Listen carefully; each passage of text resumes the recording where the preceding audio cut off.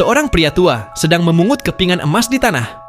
Ketika dia meraih yang terakhir, dia diam-diam mengambil batu dan menggenggamnya. Saat itulah perwira memerintahkan dia untuk ditembak. Pria itu segera melemparkan batu ke ranjau darat yang menyebabkan ledakan. Sang perwira panik dan memerintahkan prajuritnya untuk menembak lurus ke depan. Tetapi sesuatu yang tidak terduga terjadi. Pria tua itu menggunakan panci logam untuk memblokir semua peluru. Bahkan Kapten Amerika pun akan terkesan dan berkata, "Kau sungguh luar biasa." Karena mengira pria tua itu pasti sudah mati, perwira itu menghentikan penembakan dan mengirim seorang prajurit untuk memeriksa. Namun sebelum prajurit itu mendekat, sebuah ranjau darat terbang dan meledak. Kemudian perwira itu mengirim 2 prajurit lagi dari kedua sisi. Tetapi mereka bahkan tidak bertahan sampai 3 detik sebelum terbunuh. Melihat anak buahnya tewas, perwira itu kemudian memaksa 2 tahanan wanita untuk maju dengan harapan mereka akan membersihkan jalan. Sementara itu, pria tua itu berhasil lolos. Kelelahan, dia berbaring di bawah mobil yang rusak.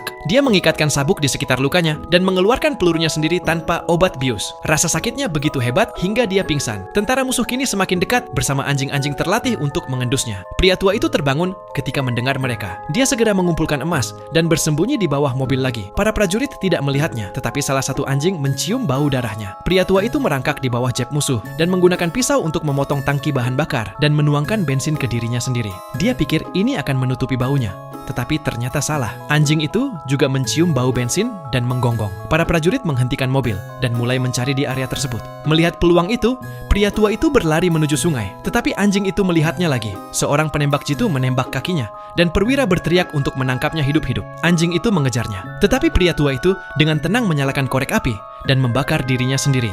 Anjing itu berhenti karena ketakutan. Pria tua itu berlari dan melompat ke sungai. Para prajurit menembaknya, tetapi dia masih berhasil masuk ke dalam air. Karena beratnya emas yang dibawanya, ia tenggelam dan menghilang. Para prajurit tidak bisa berenang, jadi mereka tidak bisa mengikuti.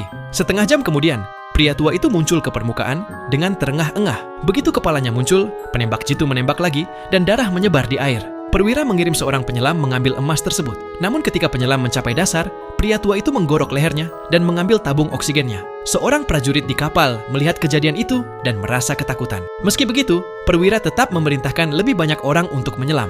Namun hanya dalam 2 detik air berubah merah lagi. Para prajurit yang ketakutan mulai mundur. Di tengah kekacauan itu, salah satu dari mereka secara tidak sengaja tertembak oleh rekan prajuritnya. Kemudian, seorang penembak jitu mulai menembak dengan senapan mesin berat.